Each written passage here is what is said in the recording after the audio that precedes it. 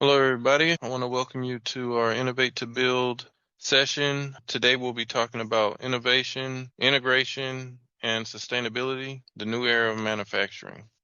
My name is Joshua Johnson, and I want to give you a little quick background on myself. I've been at the company around a year now, a little bit over a year. My background experience is in the manufacturing space for the majority of my workforce experience. However, I was also in the architectural sector when I first got into industry. With my combination of various experiences, I've learned quite a bit with different softwares, including, your parametric software such as Inventor, SolidWorks, Pro Engineer, SketchUp, you name it. And then, of course, your standard 2D AutoCAD system. I think I started in AutoCAD in version 12, which was still in DOS mode, ironically. So you had to learn a lot of quick keys and commands, and it's certainly advanced from there, to say the least. I think AutoCAD 14 was the first Windows-based version that CAD went to. So it's been a while. I think that was for me. I started in around 2000. And through my work background, I've had a lot of experience with PDM applications, Vault, Synergist Adept as administrator. I've also had experience with PLM, Oracle Agile, and of course, the new application, Fusion 360 Manage, the past couple of years, as well as MES software, custom developed in-house MES software, as well as Autodesk ProdSmart. We specialize in being an Autodesk reseller, so any Autodesk softwares that you guys can use, we can help provide that to you, licensing, different options available. We also specialize in services, so any customization you guys may need in regards to implementation in and of itself of the applications, or customization, you can't figure out how to make something happen, how to make one software talk to another or one process talk to another. And then also, if you're just looking for general overall improvement within your workflow, and this is from a top-down method, a directive, let's say, put in place by your senior management executive team, and you would like for us to come in and do some discovery sessions with various stakeholders around areas of focus to help come up with a strategic path that will help you be successful in implementing those changes to further improve your company and those metrics.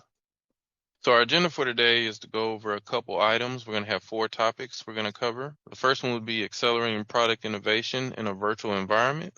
Next would be embracing generative design, as well as sustainability in manufacturing and unified data management. So to start, we're going to talk about accelerating product innovation in a virtual environment. And so Global 4.0, I'm sure we've all heard this with AI and IoT. So let's dive a little bit further into this. Let's start with a profound quote that I found. In the realm of architecture and manufacturing, embracing Industry 4.0 methodologies accelerates product innovation, transforming the virtual environment into a crucible of creativity where ideas are forged, refined, and realized at the speed of imagination, ushering in a new era of boundless possibilities and transformative progress.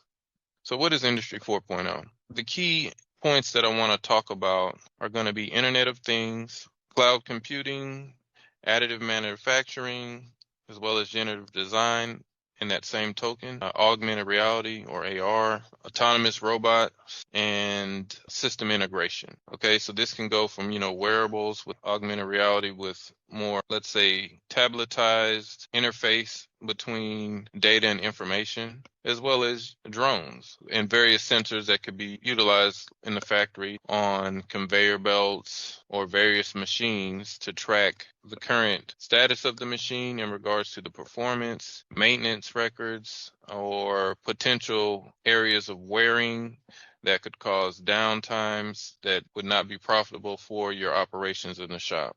The first company I'd like to discuss that has implemented Internet of Things, or IoT for short, would be Nike. I'm sure we're all familiar with Nike. They have various wearable tech for when you're exercising, for example. You can get that metadata and track it on your phone or your tablet through whatever means to track your heart rate and your progress as you step up your exercise routines. So you can see how hard your heart's working for certain exercises, see where you're improving your endurance and stamina. I know boxers utilize this technology as well as athletes, basketball players, football players, etc., in their workout routines. So data is definitely the name of the game in today's metrics for tracking. So Nike is definitely utilizing this technology along with their wearables. They have their own wearable tech, but so do other major companies like Garmin, Apple, your Apple Watch, Samsung Watch. It's tracking your heart rate, your sleeping patterns, etc. So metadata is very vital and important, and Nike has started utilizing this.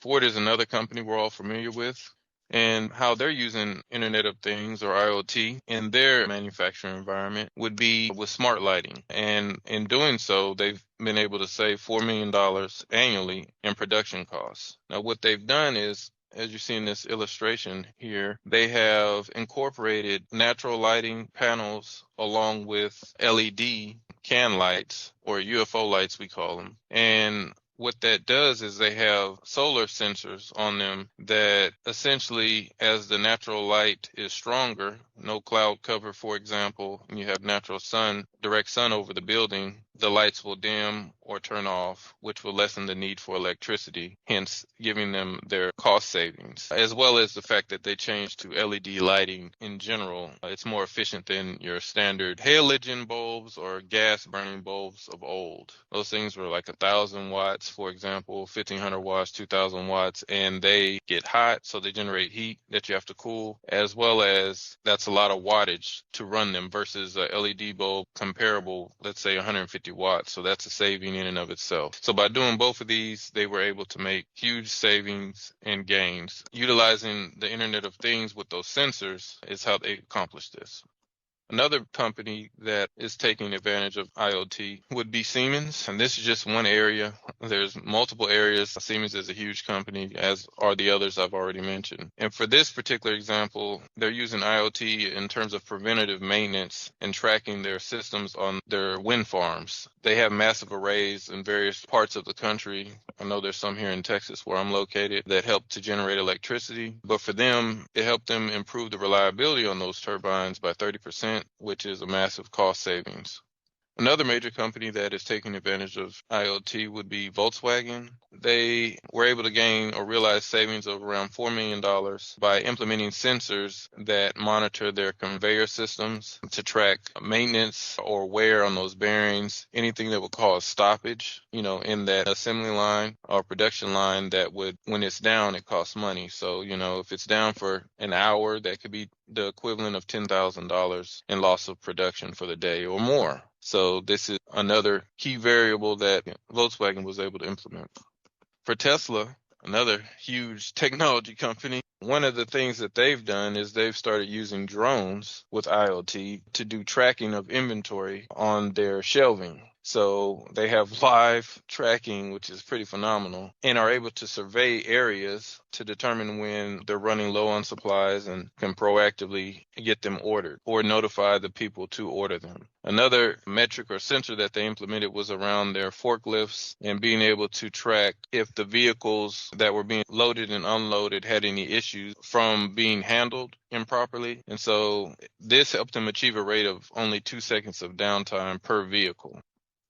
And one company I wanted to throw in there, I know it's not a manufacturing company per se. They do have their own line of products that are branded Amazon products, HDMI cables, lights, shelving. But they do some phenomenal things with IoT. Personally was able to tour one of their warehouses and witness some of these pieces of technology in practice, which was pretty outstanding. So I just want to cover a few things. They're utilizing AR or augmented reality in the form of glasses to help with figuring out, okay, what's in this box. They can quickly look at it, scan it. They'll get a pop-up illustration of information about that piece that needs to be picked or directed to another department to be packaged up, as well as inventory count, weight, and the supplier information. So it's pretty transformative what they're doing. Another one that was impressive was these robots that look like lawnmowers over here on your left. and they carry a trolley of packages. So that yellow image you see above them, those are tracks with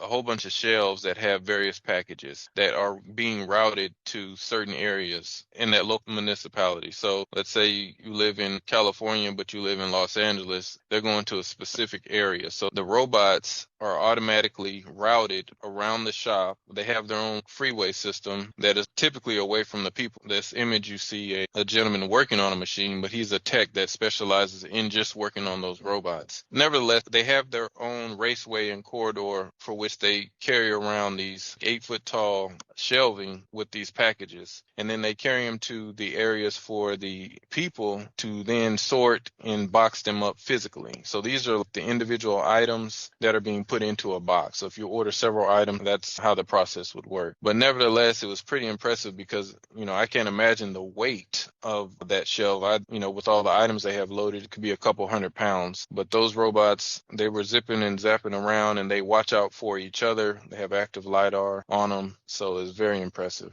Another new tech that they're working on is a actual robot tote sorter. This green guy in the bottom left, and what he does is he goes around and consolidates packages that are in totes. So the way Amazon works in their warehouse facility is they put all these individual items in totes that have to be routed to specific areas. And if there's random packages that get mislabeled or misidentified that are remaining, those robots are consolidating the totes down so that the totes can be rerouted and used for other packages. Okay, so the lady in the bottom right-hand corner is using RFID technology. And so she's wearing some wearable tech in the form of a bracelet tablet that has a little scanner that she holds, and she can scan the RFID tags on the shelves to identify packages and inventory control as well.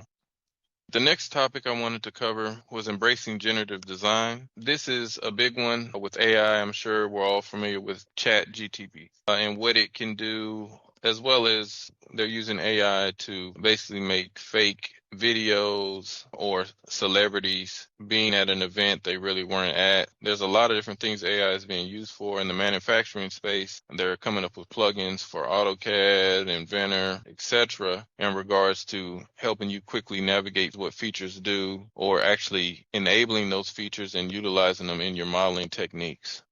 A profound quote I found about generative design was, as we embrace generative design, we embark on a transformative journey reshaping the landscape of architecture and manufacturing, one optimized design at a time. What is generative design?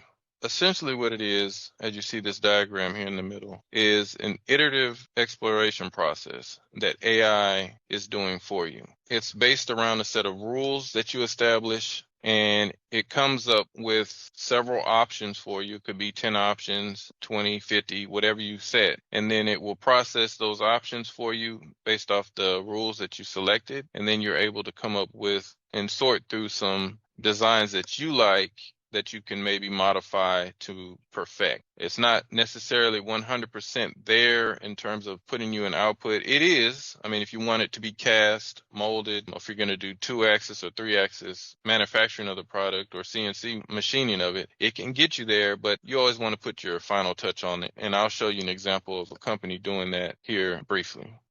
One application that Autodesk offers that has this feature is Revit. It's being used to provide practitioners the ability to quickly explore, optimize, and make informed decisions to complex design problems. So your overall layout and flow of the spaces, as this illustration is indicating here, and sectioning off of those spaces. What makes the most sense for what this office is doing? Do we need the meeting room here? Do we want the restrooms here? Do we want the cubicle space here? It gives you different variations of it, as well as people traffic, a flow of how that will look. A company that is currently use this is MG, which is an AEC company. They use generative design for proof of concept that high performance building design can, in the face of climate crisis, and must become mainstream. So they're looking for different variations to the building for, let's say, the sun exposure and the heat that radiates through the glass facade or the windows, and the orientation or form or shape of the building to deal with it, along with wind, if it's in a high wind area. That's what it was utilized for here, and I have a source at the bottom if you would like to look up the article.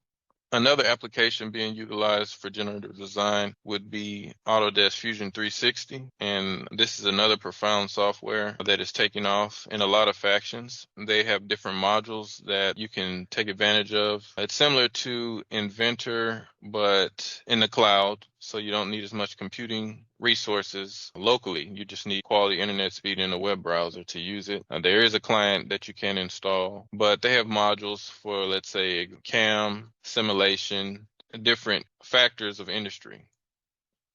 One company that took advantage of Fusion 360's generative design feature was Briggs Automotive Company, and essentially they reinvented the wheel. If you see here, it's a real shapely rim, but their key that they wanted to focus on was reducing the weight. So they were able to reduce it by 35% using a generative design in Fusion 360 and a 5-axis machining to make the part. Another company named Idera Safety, they used generative design on a body reinforcement technology that will help reinforce and protect your back for athletes or people with back issues. I broke my back. What do you mean by that? My back is broken. What, a vertebrae or what portion? Spinal. Pretty interesting stuff. You can definitely go to their website and check out their designs. They have several that they've used Fusion 360 for. And finally, another company that has used generative design would be MJK Performance, which is a motorcycle company. And they were looking for, it's called a triple clamp. This is between the handles of the bike on the front, the steering column. They wanted to lighten it and well as improve the machining capability, but still retain the strength because there's a lot of torque and torsion in this area of the motorcycle. And here's just a quick snapshot of generative design in a nutshell. You have those 3 cylindrical shapes there that are pivotal to your rules of what you have to have in place, along with the other 2 holes for those bolts. And then generative design, you put in there, okay, what machining or manufacturing processes would I like to take into factoring the creation of this component or part. And so it will modify your design and improve upon it, or try to at least, with these various different manufacturing technologies. The next subject we want to cover is sustainability in manufacturing, or going beyond a net zero target. What is sustainable manufacturing in and of itself? The eco-friendly process, materials, recycling, sustainably sourced, fuel efficiency, etc. A great quote I found was, in manufacturing, sustainability isn't just a choice, it's our collective responsibility to shape a future where progress harmonizes with the planet. It's about forgoing a legacy where innovation meets stewardship, ensuring that every product we create leaves a footprint of progress, not a scar on the earth or the environment. So what is sustainable manufacturing? Here are some key elements. The manufacturing costs, or the amount used per manufacture the product. Power consumption, the amount of energy used to produce the products.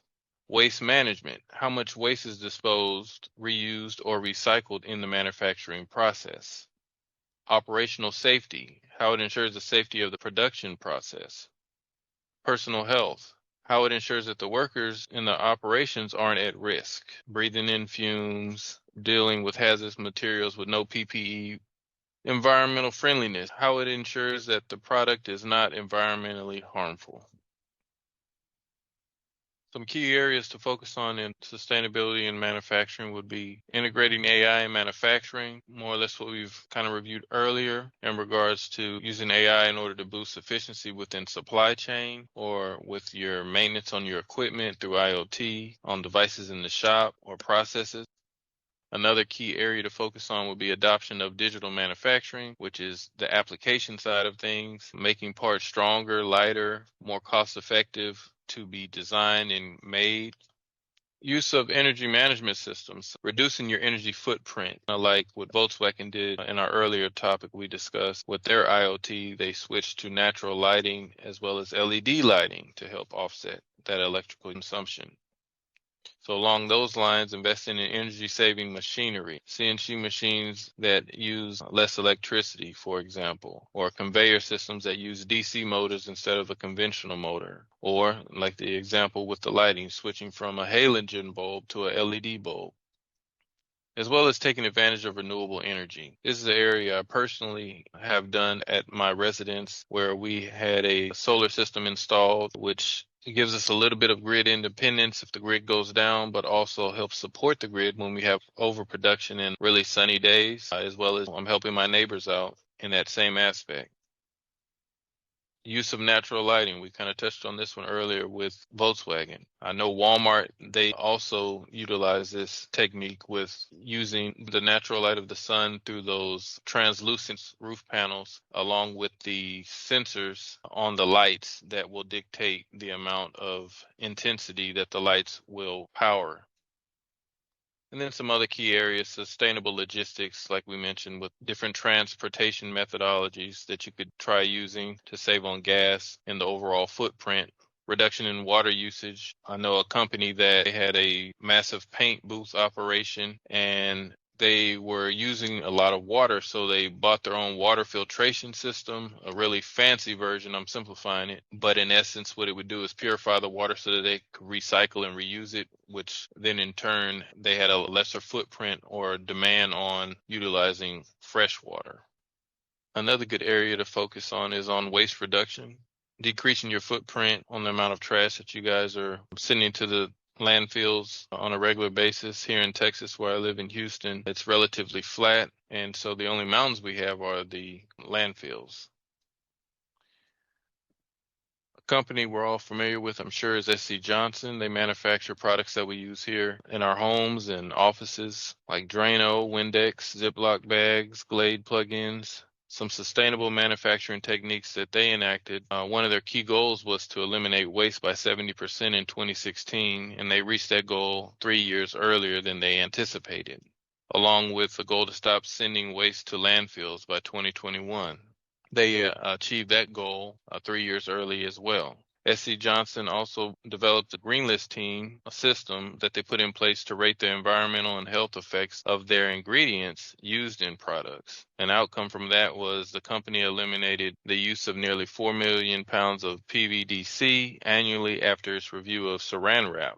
It's also reduced 1.8 million pounds of volatile organic compounds from Windex.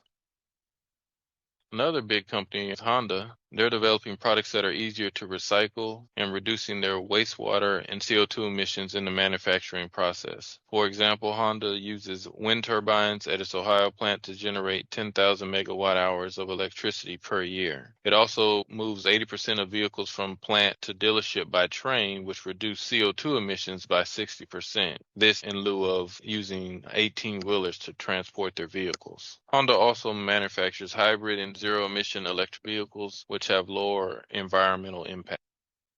Two other popular companies that are utilizing sustainability and manufacturing techniques are Dell and HP. I believe I'm on a Dell at the moment. Great laptop. They both limit environmental impact by allowing customers to turn in old computers, printers, and cartridges for recycling. In fact, HP has recycled more than 875 million ink and toner cartridges. HP also has used more than 4.7 billion recycled plastic bottles and 114 million plastic clothes hangers to manufacture its new HP ink and toner cartridges. I have an HP printer as well that I use heavily for printing out documentation that I need to sign and rescan back up. Our next area of focus will be unified data management and the interaction between data, metadata across various platforms through data exchange and seamless integration of diverse systems. So PLM, ERP, CRM, MES, as well as collaboration, data collaboration between architects, engineers. Great quote I found about data management is it's not just about centralizing information. It's about harmonizing the symphony of data, orchestrating seamless collaboration, and composing a melody of efficiency that resonates across every chord of your organization's endeavors. Here's a flow chart that visualizes what we're discussing about data. So you have various CAD agnostic applications, being AutoCAD, Inventor, SolidWorks, Creo, CATIA, etc. Then you have your PDM that manages those applications data, Vault or Upchain, for example. Then you have your PLM, Fusion 360 Manage or Oracle products, that is an enterprise solution that takes all this metadata from these drawings, or other files or documents that you may have, and ties all that together along with your ERP solutions. Fusion 360 Manage with Upchain, Autodesk PLM in the cloud, and PDM in the cloud, as well as Autodesk Vault Professional, which has a PLM tie-in to it. The benefit here is that you have an enterprise-based solution and an engineering solution that all communicate to one another. That's what you should strive to achieve. You want to be able to manage your bill of materials, change order, change management, quality management, inspection, supplier collaborations, estimating, sales, project managers, etc. You want a space and a platform where everybody can collaborate and that information can coalesce and sync with everybody else. This diagram illustrates the connectivity between your CRM, ERP, MES, PDM, and PLM systems. So your customer data is managed by the CRM platform. Your engineering data is managed by the CAD agnostic platforms, AutoCAD, Inventor, Revit, what have you, which that data is managed by the PDM and all those attributes and metadata associated with those files. Then you have your inventory documentation in Excel, Word, any forms, routing, and scheduling. As well, you have the finance side of things in HR, the legal paperwork, quality, and suppliers, or ERP that manages those processes. What you would like to have is a process transformation where PLM and that data lake of information is all mixed together and organized in the form of consumable information. And the data that comes out of the data lake, we're able to consume it through AR, VR headsets, like the example earlier from the Amazon facility where the lady was wearing the AR headset and was able to consume the information from the ERP that's correlated from the files and drawings and part number structures managed by the PDM solution coming directly from the CAD application, as well as the IoT data, which is viewable through dashboards or reports. So you want a visual way to consume this information that's digestible to your user base, be it through Power BI dashboards or what have you, as well as visual KPIs that you can see are being met by the tracking and the various processes that you have enacted. We should all strive for a digital twin. And with that digital twin, you're able to make quick changes to parts, cost effective, more efficiently versus the traditional style of way. For example, taking it apart, sending it to the machine shop, having the machine shop manufacture it out of steel or whatever material, alloy that it may be constructed from, potentially scrapping the part or having to manufacture several versions of it to get the right one, versus doing it through a digital twin environment where you're virtually changing it through generative design or just various iterations that you can run simulations on to see that, yes, this is an improved part, less material is required, it's stronger, and it's also more cost effective to machine with a 3-axis machine versus a 2.5-axis machine, or through a casting process versus a machining process. That's what I mean by digital twin. So we should strive for that. Some products that can help us achieve this digital twin would be Fusion 360 Manage with Upchain, ProdSmart, Autodesk Vault, and other various applications.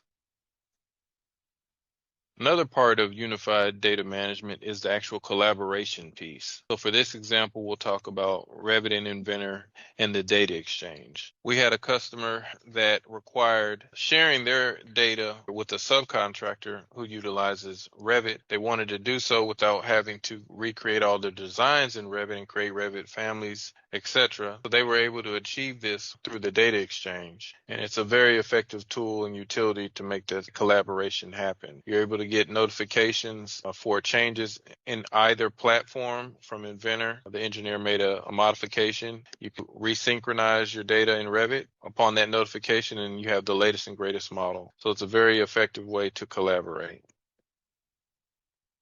The product Autodesk has recently released is called Autodesk Informed Design for Inventor. And it's also an application that is utilized with collaborating between the Inventor and Revit stakeholders. Except it takes it a step further. And by this, I mean you're able to carry forward your Inventor content to Revit in the form of a Revit consumable file type. In this instance, for a Revit family. You're able to take a configurable iLogic rule-based Inventor model for, let's say, a stairwell, and that stairwell could have various tread and riser heights in width, along with the overall stair profile itself, wider or taller. So it's very configurable in the way it's been designed. You're then able to use a visual code language, if this then that logic set of rules, to pass that information over to Revit in a Revit consumable file type. And it's intelligent, and it synchronizes that data as intended it would in Inventor, but in the form of a Revit family. Very powerful utility. So through this informed design, here's a few examples of a stairwell from Inventor to Revit. And there's a sourced article at the bottom if you would like to go learn more about it. Finally, we have a statement that we like to abide by, and that is change is inevitable, but how you respond to change is a choice.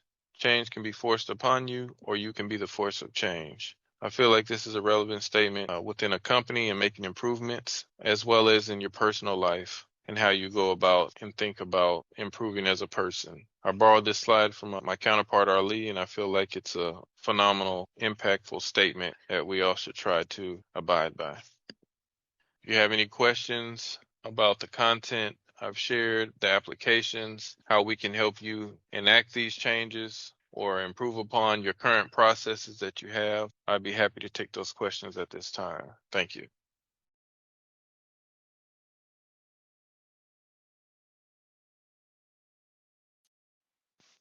Hello, everybody.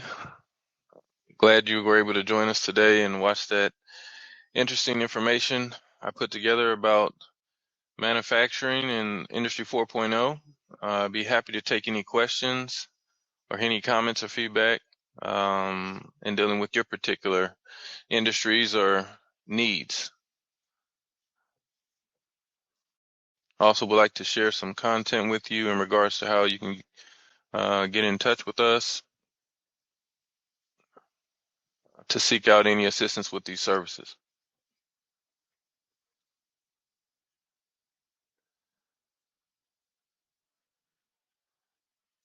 See if we have any comments. Thanks, Bogdan. I don't want to mispronounce your name. Thanks. Appreciate that.